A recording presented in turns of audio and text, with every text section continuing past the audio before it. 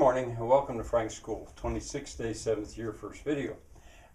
Building a screenplay and soundtrack for Resurrection, a movie. That looks like a lot. I've changed a few things. Maybe one thing I could take care of right away. Why wordless? I've said other places, I need to remind my viewers, I think now and then, of the parameters, I guess you'd call it. Why would it be wordless? That, in some ways that makes it so much harder, or at least so different. Well, to reach universally humanity, potentially. Many more people understand what a body does with its motions, its hands, its feet, than any given language. And, you know, if it were done in, say, English, well, a viewer would have to be reading, hearing dubbed in his or her language, or reading, what do you call it? I can't think of the word, when the words go underneath it. So I really think it has to be wordless. Another thing, I think I mentioned Robinson Crusoe and Swiss Family Robinson. Swiss Family Robinson is quite comparable, I suppose, if you could imagine that done as a wordless movie. Mysterious Island, though, is another one. In some ways, maybe more comparable. That was written by Jules Verne, and it's along a similar vein. Except they're not resurrecting a village; they're surviving on an island. But in the process, they create a culture. I wanted to mention Our Daily Bread. Now that's a movie out of the 1930s, and it's in somewhat the same genre, sure. But I mention it because of the very end. There's this climax where there's success. The group has the enemy there was a drought, and through irrigation, they've managed to save their crop, and so there's this glorious dance in a way. They go sort of sliding and swimming and playing in the mud because they're so happy because the water gets there. Our Daily Bread. I wanted to at least mention it, and I want to mention there's currently a program on TV called Homestead Rescue, and you know I saw that name and I thought, whoa, what's that? And I looked at it, and it's fun in a lot of ways, although in many other ways it's just absurd. There's this guy that walks like he's been a trucker all his life. But the thing, that's fine, I mean, no problem. But he wears a white shirt, unbuttoned halfway down. He wears a white hat. Drives big excavators and stuff. But he comes in, though, as a partner of his, a woman. As near as I can tell, I haven't watched it that much. They come in to rescue a homestead. The thing about that, though, or one of the things, is that so many of these television shows that I see that seem like they're in the same vein, they play into this individualistic ideal that so many Americans have. They themselves, not part of a community, and certainly not a city or a state or a government, almost anarchistic in a way. It just doesn't work. You need a village, not just to raise a child. You need a village. I'm sure of that. But in any case, I wanted to mention it because in a lot of ways you could compare it to the extent that things look disastrous. A godlike character comes in and saves the day. All right, now all the rest of this stuff. Maybe I could mention, well, no, yeah, I'll mention that later. The title, the Overture, Act 1, the Assembly Leading Up to a Storm, that is fairly clear in my mind how that can be done, especially these, and right to the very beginning of Act 1.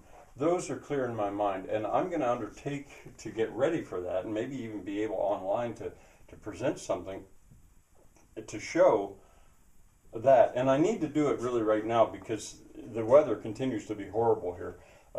There's snow now, which in a way helps because it cleans stuff up a little bit. But it also makes it so I can walk a little bit instead of the ice as I go around and film I want to take a whole lot of stills of how bad stuff looks. Well, so anyway, that I sort of put that on the side because I'm trying to zero in on what is the problem. Here's the problem. Now, the end of the movie, going backwards, the credits, Batch may appear right toward the end as comic humor or comic relief, possibly. It wouldn't take much. Whether he farts or not, it wouldn't actually matter. He could just look at the camera, give that look, and then smile. I sort of wanted him to telegraph his I'll call them jokes, telegraph them so the audience gets ready for that. They know what's coming when Batch gives a certain look. Possible. The coda, got a pretty clear idea of the coda. The departure, yeah, I think that's not really a problem. This stuff probably filmed with a drone, I suspect. And a reprise, again with a drone. By the reprise, I mean a revisiting of these stills. But now with things healed, with things alive again, with things resurrected. That stuff I kind of understand too. But here, in Act 2, Batch is going to scare the goats at the very beginning of it to offer comic relief as the morning breaks after that desperate night that they have. And then the work begins, and the blending. You know, the various characters need to discover what's available in this site. You know, this is a lot to cover in, say, roughly 20 minutes. And the blending of the themes. The characters of Marion, the old guy, and Festus, the buff blacksmith guy, they should probably work together a lot because there's a lot of stuff, hands-on kind of stuff like that. And how many instances can be shown of what they're doing and still be believable that it could be done fairly fast. The blending of the musical themes and the characters. I'd already mentioned at one point Anna will lead Festus into the woods to show him water, a source of water. Bryn, I think, is going to be the principal gardener of them all, and the couple, Paul and Robin. Robin, incidentally, because she has a son. That is Robin's son. Get it? Robinson Crusoe. But anyway, she's based on Athena. I had not realized that exactly. Who should she be based on? A lot of the handwork and stuff. Well, in any case, the work has to be begun, and it could be revisited, I suppose, in the other acts. That is a very tall order for Act 2. And it's very possible that if there were an intermission, it would have to be about there. Act 3, the fair. Now the fair, you know, as they exchange, they have to have some goods to exchange. They've got to be able to get more rice and beans. When they come in, at least in the version in Portugal, Bryn is carrying a sack on her head, and that's rice, and Marion also has a sack, and that's beans, and that's what basically supplies the kilocalories to keep them going at the beginning. Well, they're going to have something to exchange. Well, there'll be lots of handwork. These are craftsmen. These are gods, but they can make things, and they can exchange things at the fair, and they can do it. Well, that can be a bit of a laid-back fair, just a kind of initial thing. And another thing, when I imagined this in Portugal, I actually went to a feira in Arganil, where they still have feiras, to partially look at could something be filmed there. I guess that's called location scouting or something. I actually went there. Here, I realized at a certain point that right on the farm there is a field close to the road which could be used to stage a fair, at least a sort of a swap meet. But then the work of gardening, at first, you know, can start joyous. It would have started here actually with Bryn, but it begins to be overwhelming. And for the music in here, it occurred to me that Bingo, Old MacDonald Had a Farm, I'd forgotten them. That's my favorite song.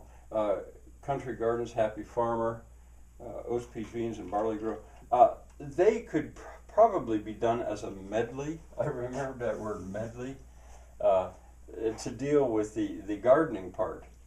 And I did mention that the tempos could start very fast tempo with all the energy and excitement of spring, but gradually the tempo could slow up. And it even occurred to me that it could shift from a major mode to a minor mode. Now that might end up just sounding nothing but silly, I don't know. In Brother, Sun, Sister, Moon, there's a point where St. Francis's theme, Brother, Sun, Sister, Moon, I think is the name of that theme. When St. Francis gets upset by seeing the poverty of his father's workers, it goes into the minor mode, and then later comes out. Well, Anyway, it could be between here. Ibid, by that I mean same as above. It could be, this is joyous still, I don't know, and here. Eventually it has to recover. And then by the end of Act 3, when things seem virtually hopeless, I mean, even though they're gods and goddesses, they've been made mortal, or they're disguised as mortals. Act 4, the arrival of the apprentices, bicyclists zooming by and stuff, that I've got a fairly good idea. The beer fest with the dance, that could largely be fun. I think I can see all this, and then I go into what I'd imagined before. All right, that's a good bit, but you know, I've been getting some comments on these videos, and that helps a lot. And Casey says he's taken notes. He's the man who actually knows how to make movies, and he's taken notes, which I'm waiting. He's going to send them to me. Be happy to hear your thoughts. Bye for now.